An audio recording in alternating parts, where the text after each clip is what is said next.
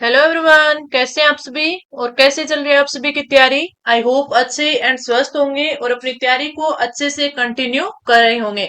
जैसा कि आप लोगों ने थंबनेल में देखा कि आज की जो आपकी क्लास है वो आपके महिला सुपरवाइजर एग्जाम जो कि हमारा 13 जुलाई को होने वाला है, इस एग्जाम की है।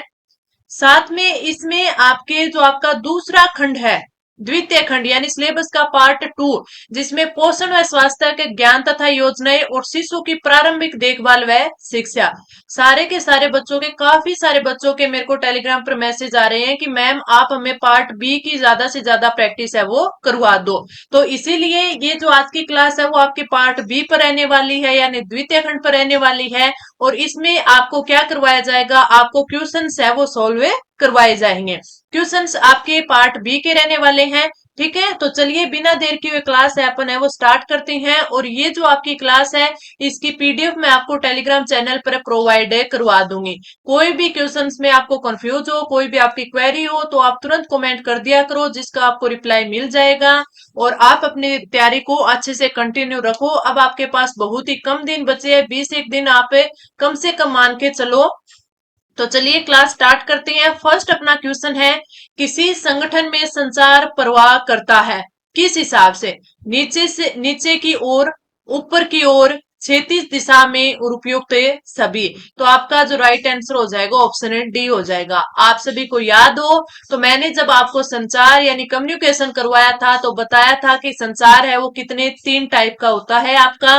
3 टाइप में कौन कौन सा मैंने आपको बताया था। आपको क्षैतिज भी होता है आपके, ठीक है, आपके त्रिकोण भी होता है और डायगोनल आपके होता है। और एक और मैंने बताया था वो आप कमेंट करके बताओ, जिसके मैंने 2 पार्ट आपको बताए थे, नीचे की ओर ऊपर की ओर। ठीक है, ये आप कमेंट करके बताओगे। तो नीचे की ओर भी होता है, ऊपर की ओर। नीचे की ओर क्या होता है, उच्च अधिकारियों से अधीनस्थ अधिकारियों, अधीनस्थ के अधीनस्थ की ओर। ठीक है, ऊपर की ओर में यानी इसमें क्या होता है, आपके ऊपर की ओर में होता है आपके जो नीचे आपके कर्मचारी होते हैं अधीनस्थ होते हैं उनके द्वारा उच्च अधिकारियों की ओर। इसके एग्जाम्पल भी मैंने जैसे आपको बताए थे, जैसे नीचे की ओर हो गया कि आपके उच्च अधिकारी से अधीनस्थ की ओर हो गया, तो कोई जो उच्च अधिकारी है वो आपको कोई रिपोर्ट बनाने के लिए बोल दे कि इस चीज की आप रिपोर्ट बनाकर हमारे सामने है वो रखिए। ये और ऊपर की ओर का अगर अपने देखें तो अधीनस्थ को किसी भी प्रकार की कोई दिक्कत हो रही है, प्रॉब्लम हो रही है, या फिर उसने जो रिपोर्ट बनाई थी वो रिपोर्ट सबमिट करवानी है, तो वो सारे क्या होते हैं, वो संसार होते हैं आपके ऊपर की ओर के। ठीक है, क्षैतिज दिशा में होता है तो इसका मतलब क्या होता है, होरिजेंटल, यानी इसका आपका अर्थ हो जाएगा कि कोई भी विभाग है वो अपने समकक्ष किसी विभाग में, अपने कोई विभाग दूसरे विभाग में, और दूसरा विभाग क्या है, दूसरे विभाग में वो जो आपके समकक्ष है उसमें भी आपके हो सकता है, या फिर आपके क्या हो सकता है कि अपने से नीचे की ओर भी हो सकता है। ठीक है, तो इन चीजों को आप ध्यान रखना। राइट आंसर ऑप्शन डी मैंने आपको बता दिया है। अब अपना जो अगला क्वेश्चन है वो है, गतिविधियों के कालानुसार क्रम को भी कहते हैं। गतिविधियों के क्रम के अनुसार क्या कहते हैं इसको, कार्य की योजना, योजना की विषय वस्तु, गतिविधि कैलेंडर और गतिविधियों का कार्यक्रम, गतिविधियों का कार्यक्रम। तो आपका जो राइट आंसर हो जाएगा वो क्या हो जाएगा, ऑप्शन ए हो जाएगा, कार्य की योजना। ऑप्शन क्या हो जाएगा, कार्य की योजना। अब इसमें मैं आपको एक बात बताऊं, कभी जो मैं अपन यहाँ पे टेस्ट ले रहे हैं, जो अपन को एमसीक्यूज क्वेश्चंस करवा रही हूँ, ठीक है, इसमें कई कई बार होती है कि क्वेश्चन की लैंग्वेज आपको समझ में नहीं आती। जैसे अपनी टीकाकरण की जो आपकी वैक्सीनेशन की क्लास 2 हुई थी, ठीक है, उसमें कई सारे जो आपकी फर्स्ट क्लास हुई थी उसमें कई सारे कमेंट आए थे कि मैम हमें क्वेश्चंस की लैंग्वेज समझ में नहीं आती। तो इसलिए जो क्लास 2 ली थी तो मैंने उसमें हर एक चीज को वैसे भी बताया था कि आपको ये क्वेश्चन है, ये चीज पूछी गई है। वैसे ही अगर आपको कोई और दिक्कत होती है तो आप कमेंट कर दिया करो कि मैम हमें ये क्वेश्चन समझ में नहीं आया। जैसे हमारी जो टेस्ट सीरीज है, उस टेस्ट सीरीज में कई सारे जो विद्यार्थी है उनको क्वेश्चन समझ में नहीं आते, या फिर उनको लगता है कि ये क्वेश्चन है वो मैडम ने तो गलत बता दिया, हमें जो इसका आंसर है वो गलत दे दिया। तो वो बार बार बोलते हैं कि मैडम इस जो ये क्वेश्चन है इसमें क्या होगा, ये क्वेश्चन मुझे गलत लग रहा है, आप दोबारा चेक कीजिए। तो हम आपको अपनी टेस्ट सीरीज में ये भी प्रोवाइड करवा रहे हैं कि अगर आपको किसी भी टेस्ट में कोई भी क्वेश्चन में अगर कोई भी आपको कंफ्यूजन हो तो आप तुरंत उसका स्क्रीनशॉट लो और हमें उसको सेंड कर दो। उसमें अगर कोई कंफ्यूजन है आपका तो वो हम क्लियर करेंगे। अगर आपको लग रहा है कि ये आंसर गलत है तो दोबारा चेक करके उस आंसर को आपको प्रोवाइड करवाएंगे। अगर वो गलत नहीं है तो उसका रीजन बताएंगे। तो आपके कोई भी डाउटों में ये न करें या कि आपके टेस्ट सीरीज में डाउट होते हैं, ऐसे हम क्लास भी अगर आपके डाउट हो तो आप हमें कमेंट कर सकते हैं। आगे बढ़ते हैं। जो संकट के समय में आगे आता है और कठिन परिस्थितियों में रचनाशील ढंग से सोचने व कार्य करने में समर्थ होता है वो क्या कहलाता है? मास्टर, बॉस, नेता और उत्तराधिकारी। तो आप सभी को पता है वो क्या होता है? नेता होता है। ठीक है, मैंने आपको लीडरशिप जो टॉपिक है इतनी अच्छे से करवाया है लीडरशिप में कि नेता क्या होता है, प्रबंधक क्या होता है, दोनों में डिफरेंस क्या होता है, नेतृत्व शैली की विशेषताएं क्या होती है, ठीक है, इनका बेस यानी आधार क्या है, नेतृत्व क्या है, सिद्धांत कौन कौन से है, ये सारी भी चीजें करवाई है। तो काफी अच्छे से जिन जिन बच्चों ने क्लास ली है उनके टॉपिक क्लियर है। आगे बढ़ते हैं। किसी जिज्ञासु छात्र को प्रेरित करने में निम्न में से कारगर उपाय हैं? सजा, प्रशंसा, आलोचना और इनमें से कोई नहीं। अगर हम बात करें कि किसी जिज्ञासु छात्र को प्रेरित करने में निम्न से कारगर उपाय है, क्या सजा हो सकती है? बिल्कुल नहीं हो सकती। प्रशंसा हो सकती है, आलोचना करेंगे तो ये भी नहीं होगी। इनमें से कोई नहीं। तो राइट आंसर ऑप्शन है बी हो जाएगा। राइट आंसर क्या हो जाएगा आपका? ऑप्शन है बी हो जाएगा। इसमें अपन देखें ना तो कोई भी बच्चा है, ठीक है, कोई भी बच्चा भी नहीं, छात्र भी नहीं, अगर कोई सामान्य पर्सन है, अगर वो कोई काम कर रहा है तो उस काम को वो अच्छे से करे, इसके लिए हम उसको प्रेरित करेंगे। और वो प्रेरित कैसे करेंगे? उसकी प्रशंसा कर कर, ठीक है, उसके जो उसका मन है उसको बढ़ाकर कि हाँ तू अच्छा कर रहा है और अच्छा कर सकता है, इस प्रकार कर। ठीक है, तो वो आपका राइट आंसर हो जाएगा ऑप्शन है बी। अपन बढ़ते हैं अगले क्वेश्चन पर। अगला क्वेश्चन है, मनुष्य का व्यवहार मुख्यतः किससे प्रेरित होता है? कौशल से, अभिक्षमता से, अभिवृद्धि से, बुद्धि से। तो आपका जो राइट आंसर होगा वो हो जाएगा बुद्धि। मनुष्य का जो व्यवहार होता है उस वो किससे प्रेरित होता है? वो बुद्धि से प्रेरित होता है। तो राइट आंसर ऑप्शन है डी। आगे बढ़े। अपना अगला जो क्वेश्चन है, सीखने की प्रक्रिया में विद्यार्थी द्वारा की गई त्रुटियों के संबंध में आपकी दृष्टि में निम्न में से कौन सा कथन है वो सर्वोत्तम है? विद्यार्थी को कभी भी त्रुटियां नहीं करनी चाहिए, त्रुटियां अधिगम प्रक्रिया का भाग है, विद्यार्थी की लापरवाही के कारण त्रुटियां होती हैं, कभी कभी विद्यार्थी त्रुटि कर सकता है। तो इसमें अगर अपन राइट आंसर की बात करें तो वो हो जाएगा ऑप्शन बी, त्रुटियां अधिगम प्रक्रिया का एक भाग है। अगर सीखेगा विद्यार्थी तो उसमें त्रुटियां भी होगी। और वो बोलते हैं ना कि ठोकर लगने से अपन को समझ आती है, तो वो ये गलतियां कर करके अपन सीखते हैं। अगर अपन को पता ही नहीं चलेगा कि अपन ने इस चीज में ये गलती की तो और अपन को अपन खुद को और बेहतर किस प्रकार बनाएंगे। तो ये त्रुटियां अधिगम प्रक्रिया का एक भाग है। तो राइट आंसर हो जाएगा ऑप्शन बी। अगला क्वेश्चन है, सामाजिक पैमाने की विधि के अनुसार इनमें से सुपर स्टार अति मानव वह होता है जिसे ज्यादातर लोगों द्वारा चयन किया जाता है, जिसका विविध जोड़ों द्वारा चयन किया जाता है, दोनों और इनमें से कोई नहीं। तो अगर इसमें अपन राइट आंसर की बात करें तो आपका राइट आंसर हो जाएगा ऑप्शन ए। सामाजिक पैमाने की जो विधि है उसके अकॉर्डिंग आपका जो सुपरस्टार है वो ज्यादातर लोगों के द्वारा चयन किया जाता है। अब आप मान लीजिए कोई सुपरस्टार बनता है, सुपर हीरो बनता है, तो वो क्यों बनता है? क्योंकि उसको ज्यादा लोग पसंद करते हैं, उनका उसका चयन है वो ज्यादा लोग करते हैं, तो वो क्या हो जाता है? वो सुपरस्टार बन जाता है। तो राइट आंसर आपका क्या हो जाएगा? ऑप्शन ए हो जाएगा। अपन बढ़े आगे। अगला अपना क्वेश्चन है, थॉर्नडाइक का सिद्धांत इनमें से किस वर्ग के तहत सूचीबद्ध किया जाता है? व्यावहारिकता का सिद्धांत, ज्ञानात्मक सिद्धांत, मनोविश्लेषण सिद्धांत और इनमें से कोई नहीं। अगर हम बात करें आपके आंसर की तो आपका आंसर हो जाएगा ऑप्शन ए, व्यावहारिकता का सिद्धांत थॉर्नडाइक का सिद्धांत है जिसमें वर्ग के तहत सूचीबद्ध किया जाता है। ठीक है, तो राइट आंसर ऑप्शन ए हो गया। ये क्वेश्चन आपके पार्ट बी के जो आपका ख टॉपिक है, शिशु की देखभाल से संबंधित बाल विकास से, उसके क्वेश्चंस हैं। अगला है, तत्परता का नियम किसने दिया है? पोवलोव ने, एबिंगहॉस ने, थॉर्नडाइक ने और स्किनर ने। तो आपका जो राइट आंसर हो जाएगा वो हो जाएगा ऑप्शन ए सी थॉर्नडाइक ने तत्परता का नियम दिया है।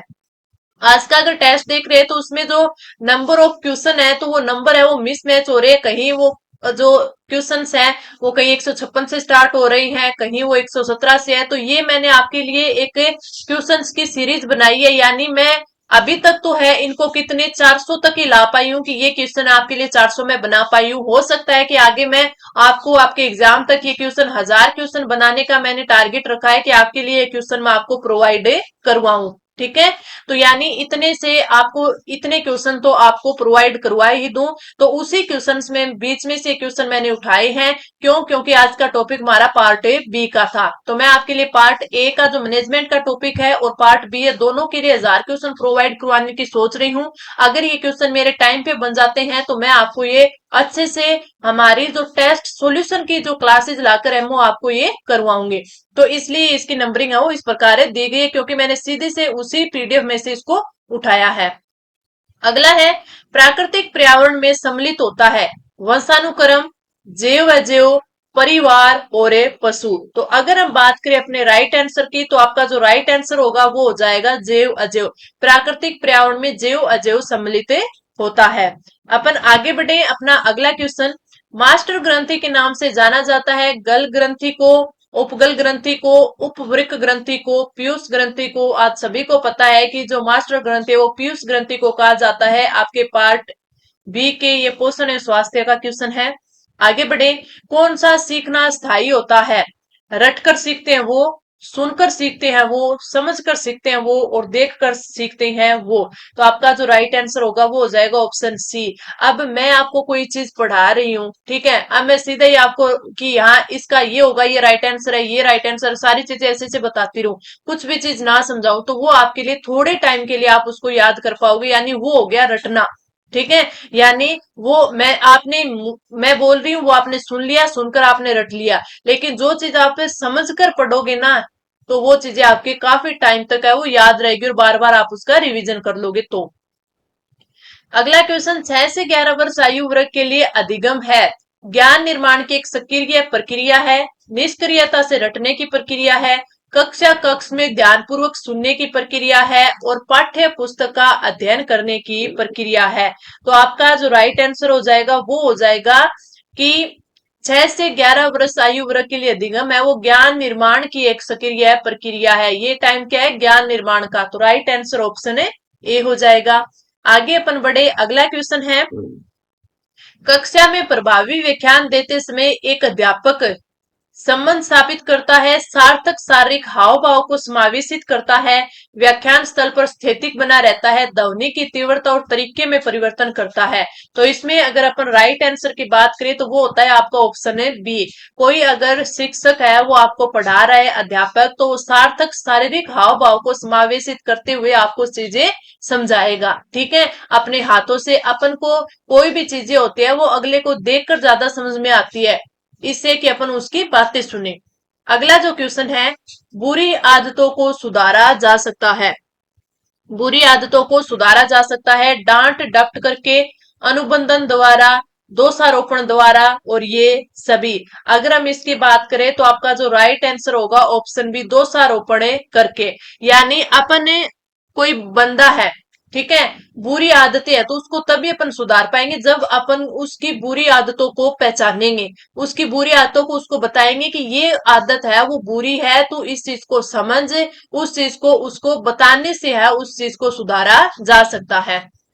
सीखने का वह सिद्धांत जो पूर्ण रूप से और केवल अवलोकनीय व्यवहार पर आधारित है, सीखने के सिद्धांत से संबंध है, यानी किस सिद्धांत से संबंध? विकासवादी से, रचनावादी से और संज्ञानवादी से।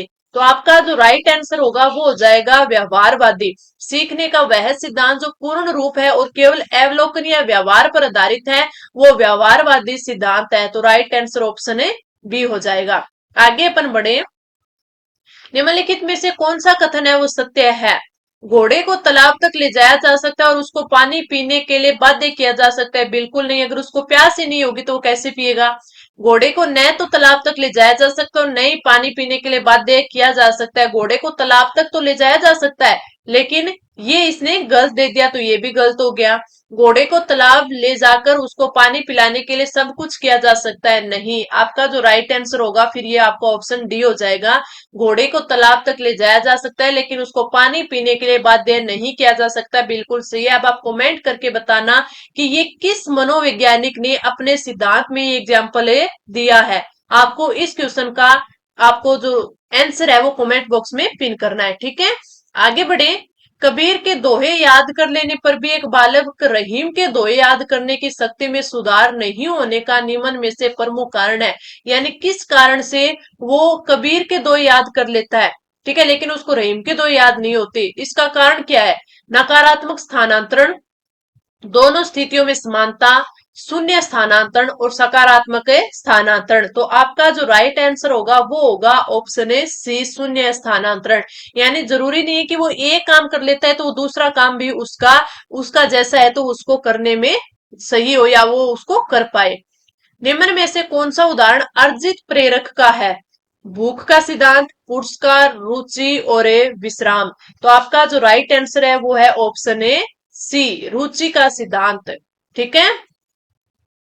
विस्मृति का कम करने का उपाय है सीखने में कमी, सीखने की त्रुटिपूर्ण विधि, पाठ को पुनरावृत्ति, स्मरण करने में कम ध्यान देना। तो आपका जो राइट आंसर होगा वो हो जाएगा आपका option A C. Option A सी हो जाएगा, पाठ को पुनरावृत्ति। स्मृति कम करने का उपाय क्या है? पाठ की पुनरावृत्ति, ठीक है। आउट ऑफ द बॉक्स चिंतन किससे संबंधित है? अनुकूलन चिंतन से, समर्थधारी चिंतन से, अपसारी चिंतन से, अभिसारी चिंतन से। राइट आंसर ऑप्शन सी हो जाएगा। और राइट आंसर ऑप्शन सी क्या हो जाएगा? अपसारी चिंतन। चिंतन मानसिक क्रिया का ज्ञानात्मक पहलू है। चिंतन की यह परिभाषा किसने दी है? वोरेन ने, रोस ने, वेलेंटाइन ने और स्किनर ने। तो आपका जो राइट आंसर हो जाएगा वो हो जाएगा, ये जो परिभाषा है चिंतन मानसिक क्रिया का ज्ञानात्मक पहलू है, ये रोस ने दी थी। तो राइट आंसर ऑप्शन बी। अगला क्वेश्चन, मूल प्रवृत्तियों को 14 प्रकार से किसने वर्गीकृत किया है? ड्रेवल ने, मैकडूगल ने, थॉर्नडाइक ने, वुडवर्थ ने। तो आपका जो राइट आंसर हो जाएगा वो हो जाएगा मैकडूगल ने। मैकडूगल ने मूल प्रवृत्तियों को 14 प्रकार में विभाजित किया या फिर वर्गीकृत किया है। किशोरावस्था में हड्डियों में अधिक वृद्धि होती है, कौन सी हड्डियों में? भुजाओं और टांगों की हड्डियों में, केवल कूल्हों की हड्डियों में, चेहरे की हड्डियों में, चेहरे, भुजाओं यानी हाथों और टांगों की हड्डियों में। तो आपका जो राइट आंसर होगा वो हो जाएगा ऑप्शन ए। जो भुजाएं और जो टांगे हैं किशोरावस्था में इन हड्डियों में अधिक वृद्धि होती है। स्वर्ण में विकृति की माप की जाती है, यानी स्वर्ण है उसको किस माप में मापा जाता है, ठीक है। हर्ट्ज में, डेसिबल में, वोट में और पौंड में। तो आपका जो राइट आंसर हो जाएगा वो हो जाएगा डेसिबल में। ध्वनि होती है, ध्वनि को किस में मापा जाता है? ध्वनि के माप की इकाई होती है डेसिबल। आप ये याद रखना, आपका राइट आंसर ऑप्शन बी हो जाएगा। कौन सा व्यक्तिगत भिन्नताओं का कारण नहीं है? कौन सा व्यक्तिगत भिन्नताओं का कारण नहीं है? क्या दिया गया है? परिपक्वता, वंशानुक्रम, निर्देशन और वातावरण। तो आपका जो राइट आंसर हो जाएगा वो हो जाएगा आपका ऑप्शन है सी, निर्देशन है, व्यक्तिगत भिन्नताओं का कारण नहीं है। एक बच्चा सदैव दूसरों के प्रति सहानुभूति दिखाता है, यह आदत क्या कहलाती है? यह आदत है वो क्या कहलाती है? विचार संबंधित आदत, भावना संबंधित आदत, नाड़ी मंडल संबंधित आदत, नैतिक आदत। जो सहानुभूति वाली होगी वो भावना रिलेटेड होगी, तो वो भावना संबंधित आदत ऑप्शन है बी। वाणी दोष नहीं है, ध्वनि परिवर्तन और अस्पष्ट उच्चारण, ध्वनि या तेज गति से बोलना, धीमी या तेज गति से बोलना, हकलाना और तुतलाना, तीव्र अस्पष्ट वाणी। तो वाणी दोष नहीं है, यानी अगर धीरे बोल रहा है या तेज बोलना है ये वाणी का दोष नहीं है। यानी अगर वो अस्पष्ट उच्चारण करेगा तो वो दोष होगा, वो हकलाकर बोलेगा तुतलाकर बोलेगा तो वो भी एक वाणी यानी दोष होता है। और अगर वो तीव्र अस्पष्ट बोलता है यानी तेज बोलता है लेकिन अस्पष्ट बोलता है तो वो भी दोष होता है। रेंजुली प्रतिभाशाली की अपनी डैश परिभाषा के लिए जाने जाते हैं। रेंजुली है वो प्रतिभाशाली की अपनी भाषा, किस भाषा के लिए जाने जाते हैं? चार पंक्ति के, चार स्तरीय, त्रिवर्तीय और त्रिमुखी है, तो राइट आंसर ऑप्शन सी त्रिवर्तीय परिभाषा के लिए जाना जाता है। विशेष आवश्यकता वाले बच्चों को शिक्षा उपलब्ध कराई जानी चाहिए। अन्य सामान्य बच्चों के साथ विशेष विद्यालयों में विशेष बच्चों के लिए विकसित पद्धतियों के साथ विशेष विद्यालयों में विशेष शिक्षकों के द्वारा, तो विशेष आवश्यकताएं वाले बच्चे होते हैं उनको शिक्षा उपलब्ध करवानी चाहिए। इसका राइट आंसर ऑप्शन है अन्य सामान्य बच्चों के साथ ही उनको विशेष विधियों से आपको शिक्षा उपलब्ध करवानी चाहिए। 5वीं कक्षा के दृष्टिबाधित विद्यार्थी को निचले स्तर के कार्य करने की छूट मिलनी चाहिए। जो 5वीं कक्षा का दृष्टिबाधित विद्यार्थी है के माता पिता और मित्रों द्वारा उसे दैनिक कार्य को करने में सहायता की जानी चाहिए। विद्यार्थी के साथ कक्षा में सामान्य रूप से व्यवहार किया जाना चाहिए और सर्वे सीडी के उपलब्ध कराई जाए। ये क्या है, दृष्टि बाधित है तो यानी देख नहीं सकता, तो इसको सुनकर यानी इसको सुनाकर है उसको सहायता उपलब्ध करानी चाहिए। और विद्यार्थी के साथ कक्षा में विशेष व्यवहार किया जाना चाहिए, तो राइट आंसर ऑप्शन सी हो जाएगा। व्यवहार सामान्य रूप से होना चाहिए कक्षा में, साथ में जो सुनने की सीडी है उसके माध्यम से उसको सहायता उपलब्ध कराई जानी चाहिए। कौन सा क्रेस्मर के शरीर प्रकार का वर्गीकरण नहीं है, तो इसमें पिकनिक, कोलेरिक, एथलेटिक और एस्थेनिक, तो राइट आंसर क्या हो जाएगा, राइट आंसर हो जाएगा ऑप्शन बी एथलीट, नहीं ऑप्शन है सी कोलेरिक, ऑप्शन सी कोलेरिक। आगे बढ़ते हैं अपन अगला क्वेश्चन।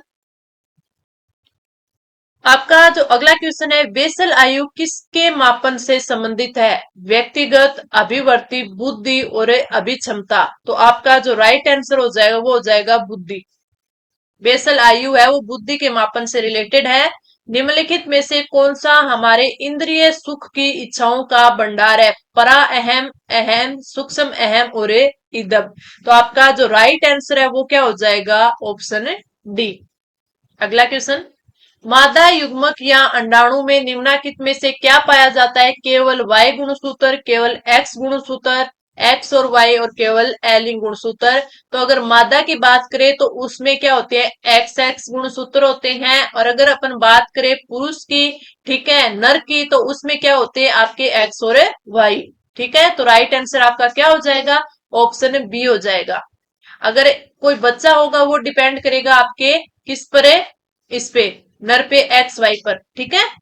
आगे बढ़ते हैं अगला क्वेश्चन, बच्चों का विकासशील व्यक्तित्व किसके द्वारा प्रभावित होता है, व्यक्ति के शरीर में ग्रंथियों द्वारा, परिवार द्वारा, विद्यालय में प्राप्त अनुभव द्वारा, ग्रंथियों, परिवार और विद्यालय में प्राप्त अनुभव के द्वारा। अगर इसमें अपन राइट आंसर की बात करें तो ऑप्शन डी हो जाएगा। बच्चे का जो विकासशील व्यक्तित्व है ना वो उसकी ग्रंथियां पर, मांसपेशियों पर भी निर्भर करता है, उसके परिवार पर भी निर्भर करता है, और विद्यालय में वो क्या सीख रहा है उस पर भी निर्भर करता है, तो आपका राइट आंसर ऑप्शन है डी हो जाएगा। आगे अपन बढ़े अगला क्वेश्चन, निम्नलिखित में से कौन सा बाल अपराध का एक मनोवैज्ञानिक कारक नहीं है, मानसिक संघर्ष और प्रबल कामना, राजनीति, मंदबुद्धिता, तो आपका जो राइट आंसर हो जाएगा वो क्या हो जाएगा, ऑप्शन है सी। कौन सा बाल अपराध का एक मनोवैज्ञानिक कारक नहीं है, राजनीति नहीं है।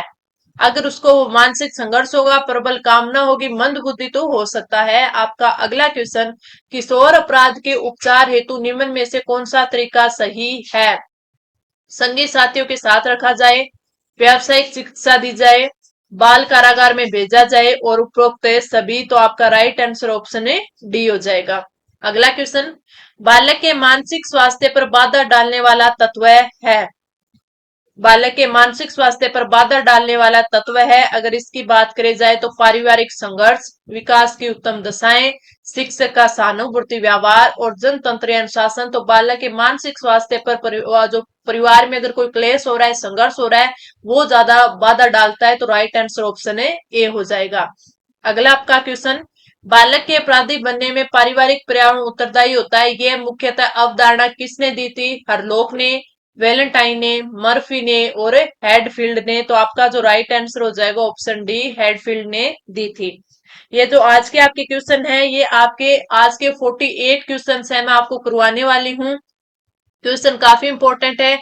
काफी सारे स्टूडेंट है कमेंट करते रहते हैं कि मैम आप हमें इसके जो पार्ट बी है इसके जो आप शॉर्ट नोट्स है वो भी प्रोवाइड करवा दीजिए, या फिर इनकी जो पीडीएफ है हमें हम परचेज करने को तैयार है, आप प्रोवाइड करवा दीजिए। तो आपको परचेज करने की कोई जरूरत नहीं है। इसकी जो भी शॉर्ट नोट्स होंगे या जो मैं आपके लिए और कंटेंट तैयार करवा रही हूँ वो बिल्कुल आपको फ्री में प्रोवाइड करवाया जाएगा। और वो आपको कहाँ प्रोवाइड करवाया जाएगा? हमारे टेलीग्राम चैनल पर। तो आप उस टेलीग्राम चैनल को जरूर ज्वाइन कर लेना और अपने दोस्तों के साथ भी लिंक शेयर कर देना, क्योंकि सारे की सारी पीडीएफ आपको फ्री ऑफ कॉस्ट मिलेगी। चाहे शॉर्ट नोट्स हो, चाहे आपको किसी भी टॉपिक का नोट्स हो, किसी भी टॉपिक के एमसीक्यूज हो, या यानी ये हो, सिर्फ आपके पेड आपके परचेज करने वाली एक है आपकी टेस्ट सीरीज, जो मैंने आपको काफी समय पहले आपके लिए स्टार्ट की थी।